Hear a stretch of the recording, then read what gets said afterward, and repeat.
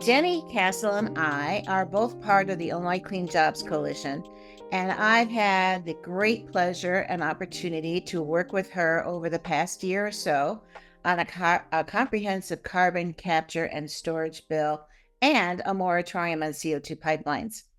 So, what we're hoping to do tonight with our time together with you all is to one, explore the hazards and risks of carbon capture, transport via pipeline, and sequestration, to identify regulatory gaps that exist in state and federal policy, and to discuss some of the and also to discuss some of the guardrails for our almost ready to be introduced legislation. And we know that many of you are probably coming to this meeting tonight with different opinions about CCS and whether it is, in fact, the climate solution we need, or whether it or not it is, in fact, going to continue the business as usual with the burning of fossil fuels. So we're not here to say any one position is right. We think the facts speak for themselves, and we think that when you hear what we have to say, we'll be interested in the discussion afterwards. And we hope that you're going to consider that which we'll present this evening. And I also want to say that, in fact, many of the organizations in the Illinois Clean Jobs Coalition are in various places with respect to their positions on carbon capture and sequestration. So we found one middle ground, and we think that you'll find this to be the case too. One thing we can agree on, and that is the Biden administration is pushing this, and we need to be prepared. So, with that said, let's dive in. I'm going to provide a little bit of context. Jenny will pick up carbon capture. I'll discuss CO2 pipelines, and then we're going to end with sequestration. And there we go. So, what is CCS?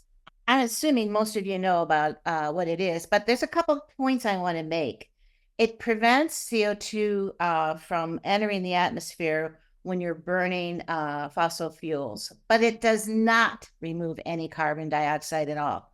So I know the circles I travel in, many folks hear carbon capture and they're thinking it's being removed from the atmosphere, which it does not. It doesn't take anything out. So there are other things that we could talk about that do and are successful at removing carbon, but I think we could do that in the Q&A. So for the purposes of this discussion, I want to lead off by saying once CO2 has been captured, it's compressed into a liquid state, transported by pipeline to a location where it is going to be located and injected deep underground in geological formations. Historically and recently, CCS has been used for enhanced oil recovery. And as you all know, you can extract the oil. You do store some CO2, but by burning that oil, you're releasing more carbon into the atmosphere.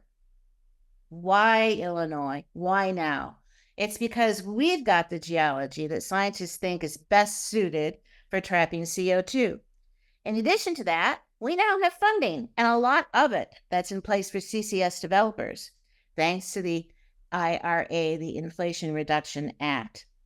Industrial sources in Illinois are lining up to take advantage of this. We've got coal plants like the municipal plants, Prairie State, which happens to be one of the largest in the country, the largest emitter of CO2, seventh largest emitter, and CWLP, where there's a pilot project underway now for carbon capture. And there's gas plants, and there's ethanol plants. And corn growers and the Farm Bureau think this is the way to go to lower their industry's carbon footprint and take advantage of new markets like green methanol, like sustainable aviation fuel. But look at what's happened since then. This slide is ever growing and shows what we've got in process today. While CCS has been around for a while, it's really been too expensive until now to really do much with it. Many of you are going to remember FutureGen. If I could see all your hands, I'd probably see a lot waving. That research and demonstration project that was started under the George Bush administration. It started in 2005 and didn't end until 2013, 2014. after more than $1 billion were spent, and it was essentially abandoned because of cost overruns and technical difficulties. So this slide does show 22 wells that have been filed with the US EPA. We've got 6 wells in Christian County, et cetera, but there are 6 counties already. And what this slide does not show is other projects that have not been into the official process yet. But we know sequestration is being looked at in carbon pipelines in Livingston County, in Piatt County, at a project in Pekin and Springfield. So this is not a snapshot of anything but what's currently underway for permitting. And Jenny, I think we're moving to you next. So as Pam was talking about, carbon capture and sequestration, as I'm sure many of you know, includes 3 different components, right? You are siphoning off some portion of the carbon dioxide from some industrial facility or power plant. You are then transporting it to a place where it will be injected underground, theoretically, to stay there forever. So the carbon capture part is the portion that I want to focus on right now. We have a number of concerns with the carbon capture, the isolation of carbon dioxide from the gas stream at different industrial facilities. First, as you'll see in the next slide, it's not worked anywhere near the levels that industry has promised and said it was going to at the facilities where it has been tried so far. Some have captured some carbon dioxide, but it has almost always been at a significantly lower percentage than what they said they were going to capture. Another problem with carbon capture is, particularly with these really high tax incentives that are now being dangled in front of industry due to the Inflation Reduction Act, it can extend the life of heavily polluting facilities. We already know there are coal plants that either had shut down or were planning to shut down that are coming back to life or planning to delay retirement on the basis of capturing carbon to get this tax incentive. But while they're capturing the carbon, that doesn't mean they're capturing any of the other really nasty pollutants that are coming from these plants. Coal plants, gas plants, all emit, pollution that leads to haze, to soot, to smog, and it can be really harmful, particularly in the immediately surrounding communities, which are very often environmental justice communities, overly burdened communities. So soot, smog will all increase, even if the CO2 isn't as much as it otherwise would have been with this capture technology. You also have to run the plants more, which is a key component. You have to power the capture technology somehow. How are you going to power it? You're probably burning more of the same fuel that you are burning to generate power to begin with, right? So in many cases, that will be burning more fossil fuel to capture the CO2. For power plants in particular, it requires an immense amount of water. I know for a power plant in central the Prairie State plant, the project that they have been looking at would take on a daily basis the same amount of water that is consumed in Ann Arbor, Michigan. That is a tiny town, good number of folks there. And finally, it is significant amounts of money that we could be spending on something that is far more lower carbon and would decrease all these other if we used it instead of ongoing power plants. As an example of the failure, essentially, right, of this technology, so far, historic examples, there have been many projects that between cost overruns, technology challenges, were either canceled, withdrawn altogether, shuttered, and then Petronova is an example of one where they're reopening it in order to capture that tax incentive. And then another one in Canada where it is capturing far less than it had said, 44% instead of 90%, while doubling the price of electricity. So given that, we want to make sure that if carbon capture is going to happen in Illinois, that it happens with a number of critical safeguards. We want to make sure there's agency oversight, so they have to get a permit before they're able to do capture. We want to make sure that at least 90% of that CO2 is in fact being taken from the gas stream. So it's, instead of being emitted up into the air, it's being captured and isolated for transport. We want to make sure there's an analysis that shows that the whole process of capture, transport, and sequestration isn't actually creating more greenhouse gas pollution than what they're taking out through the whole capture product, right? You've got to actually be a carbon benefit, not, create more carbon costs. And finally, we want to make sure that we are looking at this with eyes wide open and that we are considering alternatives, where we can, see if there are other opportunities, other technologies, renewable energy, for example, that can achieve the same reduction at lower cost and with less harm. We want to ensure that there aren't these simultaneous increases in harmful pollution like sulfur dioxide, particulate matter, and ozone, smog, soot, haze causing pollutants that are very harmful for folks. We would say you can't increase it. You have to reduce the use of your current facility or otherwise install controls to make sure you're not adding to that pollution burden. We would make sure that there's an analysis of impacts to water quantity and quality, impacts to users, and limits on water use during droughts that unfortunately are starting to plague Illinois more and more, and ensure there's robust public engagement. The communities that have these plants that are going to be revived, tossed a lifeline by this type of technology need to have their voices heard in that process. And with that, I will pass it back to Pam. Thank you, Jenny. We're going to talk more about carbon transport via pipeline. And as you all know, this has been making the headlines in recent months or years as major companies try to get them approved, despite all the concerns that are being raised by local governments and affected farmers and residents. So there's been 3 companies that have been in process here in Illinois. Navigator CO2 Ventures. Next slide, please. They were canceled after receiving a recommendation of denial by Illinois Commerce Commission staff. They were followed up by Wolf Carbon Solutions, who just last November received a recommendation of denial, and they have temporarily withdrawn their permit. And then here we are with our latest project, One Earth Sequestration, which is a very short pipeline. And they just received a recommendation of denial by the ICC staff about 2 weeks ago. So what is all this about? Oh, not yet. What is all this about? What the recommendations of denial really have been based largely on concerns over safety. And I want to say that the recommendation of denials were based on a process that include a lot of organizing, a lot of landowners, a lot of voices that decided, and local governments that decided to intervene in the ICC process. This did not happen in a vacuum.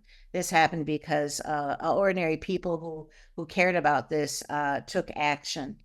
And then we have the fact that the state of Illinois is now part of the Midwest Alliance for Clean Energy, for Clean Hydrogen, rather. And blue hydrogen, as we know, does, when it's manufactured, emit CO2 that will then be captured and then will be sequestered. Okay, thank you, Jenny. Next slide. This is the most recent project that just was announced last week, and it's in Pekin, and it is near a populated area. So we're going to be watching this one most carefully. They have not entered the ICC process, nor have they submitted plans yet to the US EPA, but it's the latest project to come, that will be coming before the appropriate authorities here in the next month or so, I would expect. Thank you. Next slide. And here I think is something that's worth noting here, because this slide shows that to date we've got about 5,300 miles of short-run CO2 pipelines. So when folks say, we've been doing this for 30 years, we know how to do this, and we know how to do this safely, I would point out the following. Number one, those pipelines are much shorter than which has been proposed. Navigator was 1,342 miles long. If built, it would have been the largest in the world and the most complex in the world, with 30 plus different source point sources of ethanol. Uh, what we have today is largely a natural source of CO2, a short pipeline, could be as much as 100 miles or so. Often it isn't. That then goes to an oil well for enhanced oil recovery. And we've been doing this for the past 30 years or so. So great difference here. What this slide shows, and this is prepared by Princeton University, is that there's a potential build out of over 65,000 miles of new CO2 pipelines to reach net zero. The Department of Energy says, well, wait a minute, if you look at what they're proposing, it's not realistic to look at a 48-inch trunk like that. And if you look at the appropriately sized pipes that are probably going to be built, we're probably looking at something more akin to 96,000 miles. And as you can see on this slide, it's headed for Illinois. Next slide, please. So what we're hearing from the developers is problem. CO2 is in our air. We all breathe it. Or it's the same thing that puts fizz in your soda. What this shows is a rather violent rupture. The CO2 explodes out of the test and it goes high into the atmosphere, and it covers great ground laterally. You see it. It's a cloud you can see, and then it dissipates. And the reason it does that is once it warms, it becomes colorless and odorless.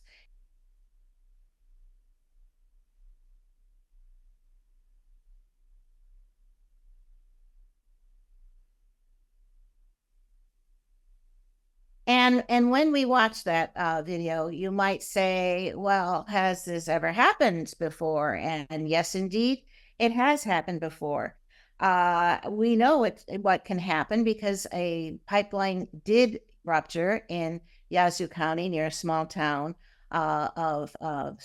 in Mississippi called Satartia. And we have great information about what can happen when a pipeline ruptures. Next slide, please. That rupture was a 24-inch pipe, not the 8-inch that you'll see in the video. That pipeline weld was stressed after heavy rains for days. The explosion created a crater 40 feet deep in the ground, as you can see on the slide. The CO2 plume release lasted for hours and traveled over a mile into the town of Satartia. CO2 displaces oxygen, it hugs the ground, and people in its path became intoxicated. They convulsed. The word that you'll read about in articles was that they were walking around intoxicated like zombies. They didn't know what happened. Over 200 people had to be evacuated. And that was a difficult process because the first responders didn't have everything they needed. Their cars wouldn't run because internal combustion engines need oxygen in order to run. They had air supply respirators, but they didn't last long enough. So you had first responders running on foot, door to door in Satartia, trying to get people out. 45 were hospitalized, and many of those still have long-term effects. Most say if this happened at night, there probably would have been folks that had died because they wouldn't have realized what was happening. Next slide, please. So what do we know about what CO2 does to the human body? This is a slide that essentially says that for your information.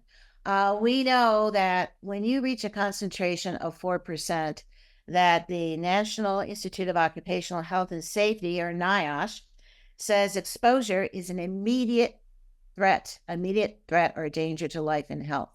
And it can cause rapid breathing. People become distressed, they become confused, and it impairs their ability to get out to a safe location. And anything that is 7 to 10% range can cause loss of consciousness.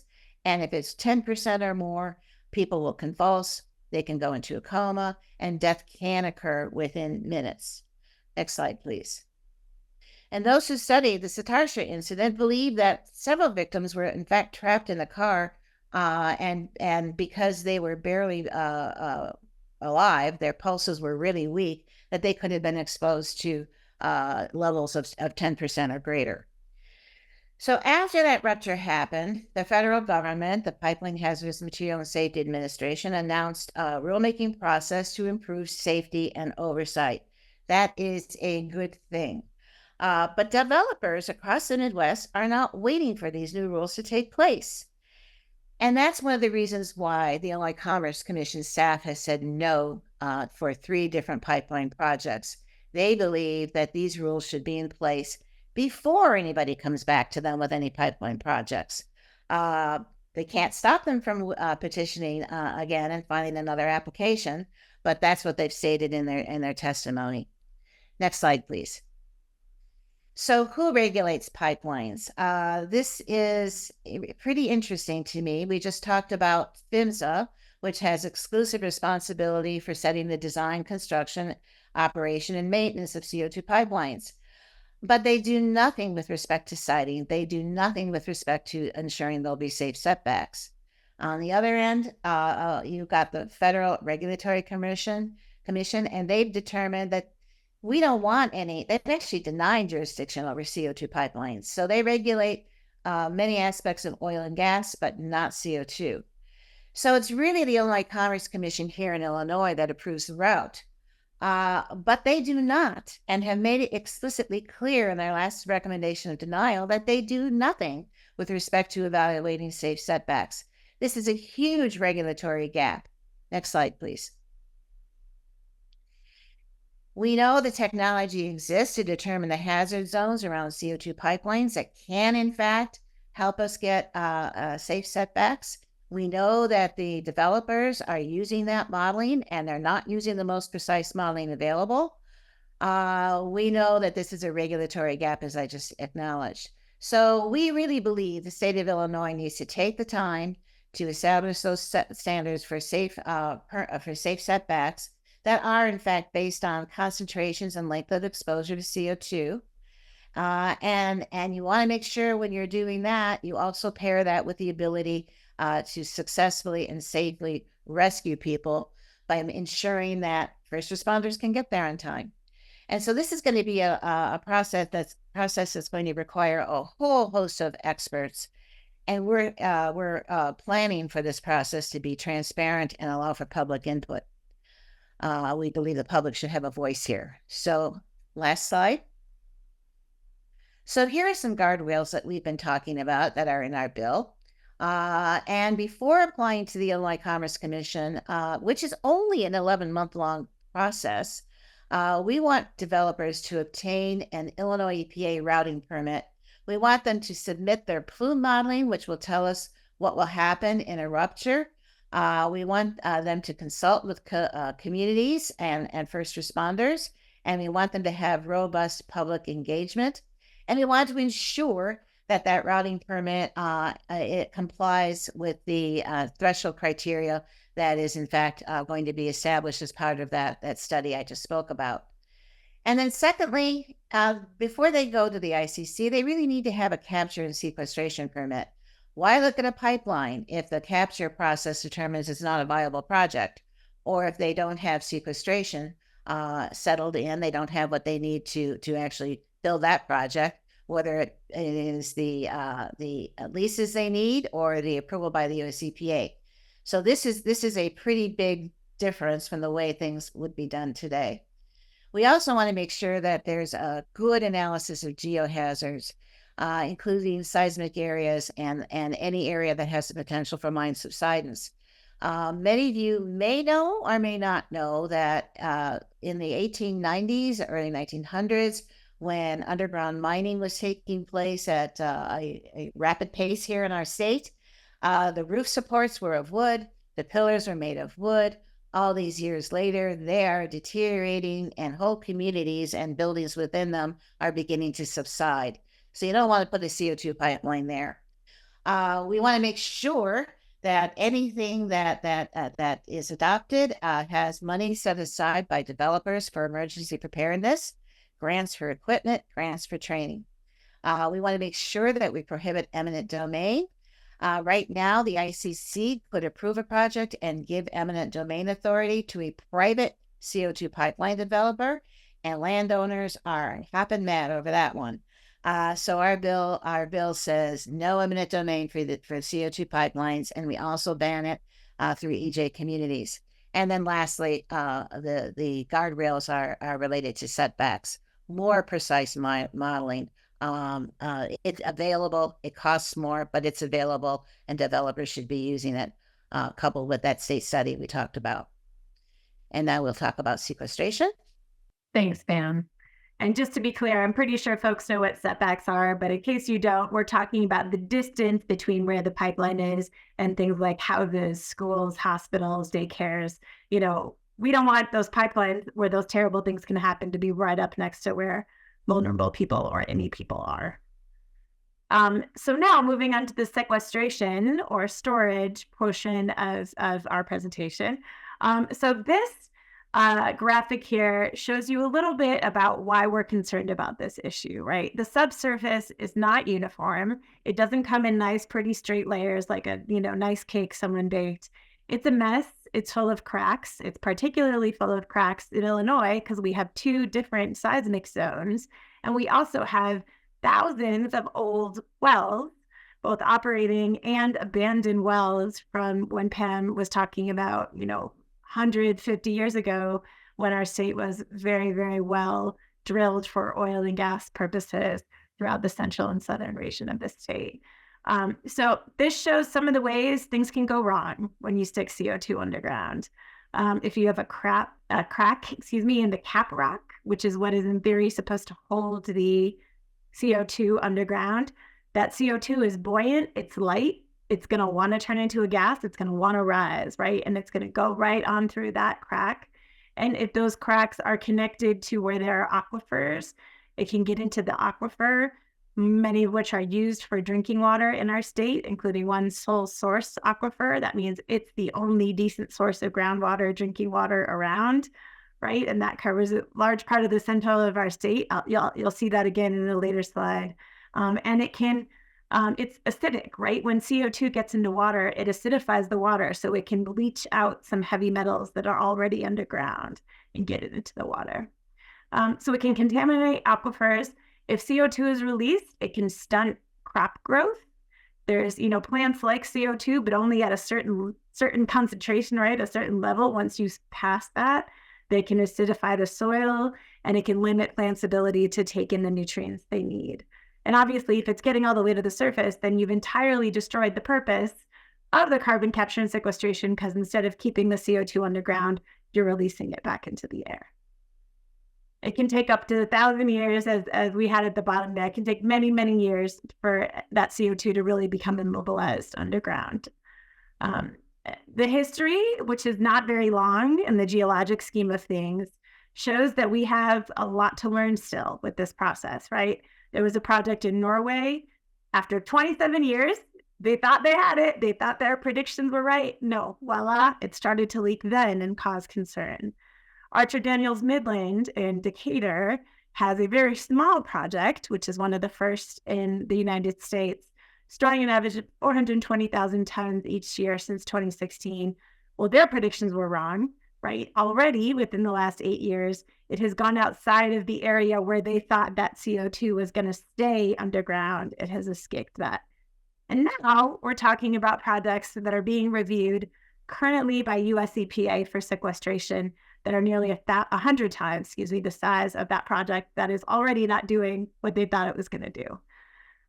Again, it is highly pressurized. It is going to move to the extent there are areas of low pressure underground through these cracks, through these fissures, through these wells. It's going to move and it's going to want to come up.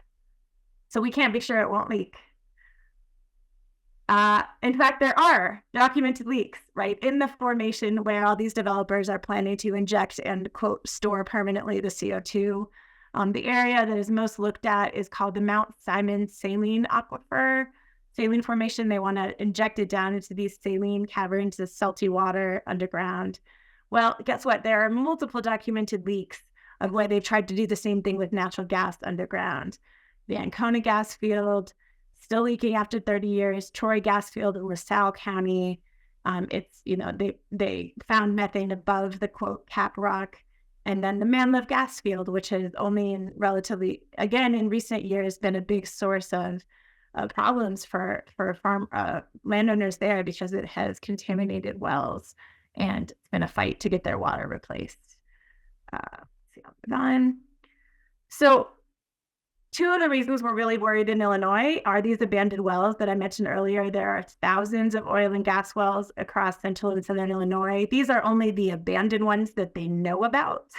DNR, Department of Natural Resources, has told us that they do not know where all of them are because a lot of these wells just didn't have records way back when the folks were just going out and drilling as best they could. They count more than 32,000 oil and gas wells, don't know where they all are. Even the ones that they do know where they are, even the ones that are plugged are at risk. That cement is not going to withstand lots and lots of acidic erosion on that, right? Which is what the carbon dioxide mixed with water can do. They also can crack. We've got all these earthquakes that I'll put in the next slide, but there's various ways that cement cannot hold up over centuries that can, again, provide pathways for CO2 to get to the top. And in Wyoming, there was an old well near a CO2 sequestration, or it was actually an enhanced oil recovery, I believe, facility where the CO2 came back up that old well right near a school, and they had to shut it down for months. Earthquakes, and then I'll try to move quickly. I know we're tight on time here, but again, Illinois has two active seismic areas, the New Madrid seismic zone and Madrid, and the Wabash Valley seismic zone, both of which are active. There have been a number of significant earthquakes over the last years. There continue to be. There's a long history and documented, history of earthquakes occurring, which can damage wellbores, which can fracture rock, which can create these pathways for carbon dioxide to escape supposed confinement underground. Injection itself, right? Just like some of y'all may have heard about for fracking wastewater injection wells, that injection can itself cause earthquakes. It's called induced seismicity, and those earthquakes can be large enough to do the same thing, to crack those wells, to break the caprock. Lots of scientists are concerned, and US EPA's permitting process does not address that induced seismicity, that self-caused seismicity at all. Again, here's the drinking water, just so you can see how huge the area is that we're talking about. This is the map of the Mahomet Aquifer. It's Illinois', I believe it's the only sole source drinking water in the state, but it is huge. As you can see, this is multiple counties right here that this well covers. You see Champaign and Urbana, goes all the way over close to Peoria, it is really right near Peoria. So there are thousands of people, hundreds of thousands of people that rely on this drinking water, folks. And this is right in the area where many of these wells are being proposed. So guardrails, what do we think they should do about this? Well, they definitely need regulatory oversight if this is going to happen.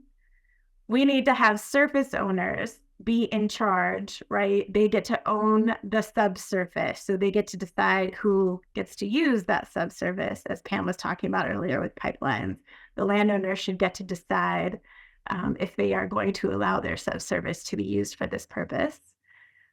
We want the existing US EPA regulations, which again have a lot of gaps, but are at least a floor. We want our permits to be no lower than that floor and have a lot of significant enhancements to make it safer. So we want to have more monitoring than the federal regulations call for. We want to make sure that it's not stored in areas with active earthquakes, that is not intersecting with these usable water aquifers, Mahomet Aquifer obviously being a great example of that, and that they're not finding faults, fractures, abandoned wells, mine shafts from all the mines that Pam was talking about, and so many other features of our geology that could create pathways for that CO2 to escape. We want the liability to remain with those operators, and so many states, the operators are trying to say, okay, we'll just pass this over to the state. We're done. Good luck, guys. If anything goes wrong, that's on you. We want to make sure that does not happen. They need to know that they are going to be on the hook, right, if anything goes wrong, because that will make them all the more likely to put those protections in from the get-go. We also have enhanced financial mandates to make sure they're setting aside money. The developers are setting aside money so that if anything does go wrong, they can fix it quickly. And it also requires robust public involvement. And with that, I believe I will pass it back to Pam.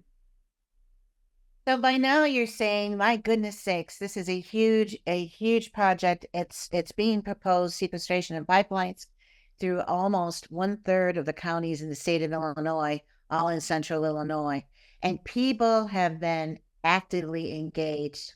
This slide is intended to show all of the townships, all of the county boards, all of the villages, all of the school districts, all of the intervention process, all the farm bureaus that uh, uh, uh, have been taken action, shall we say, because people have gone to those meetings time and time and time again and say, we want to have you take action. We want protection.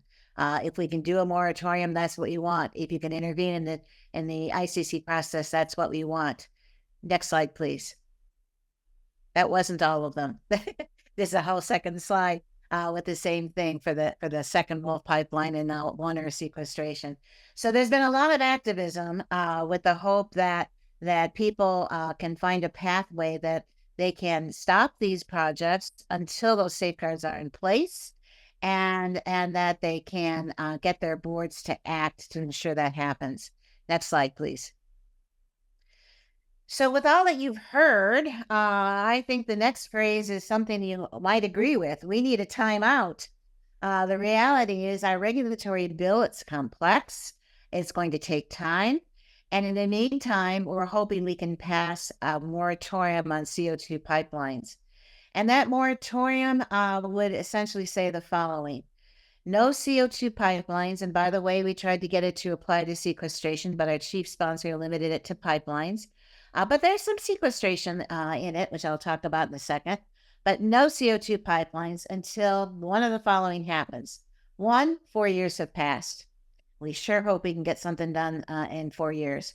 2, PHMSA rules are finalized. That's the design and safety of the pipelines.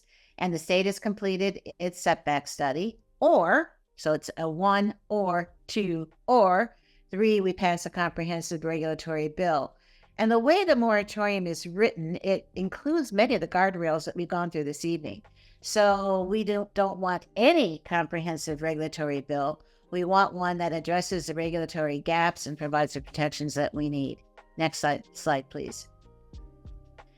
So our ask for you today is if you would all be willing to join us for the it's now April 17th lobby day at the Capitol. And so we have a registration link we'll send you. Our lobby day just got changed. It is now April 17th. And it's at that time we will be able to be visiting with our elected officials to talk to them about what carbon capture, sequestration, and transport by CO2 pipelines is, why it's a concern, and why it is we need a moratorium until we get that regulatory bill passed.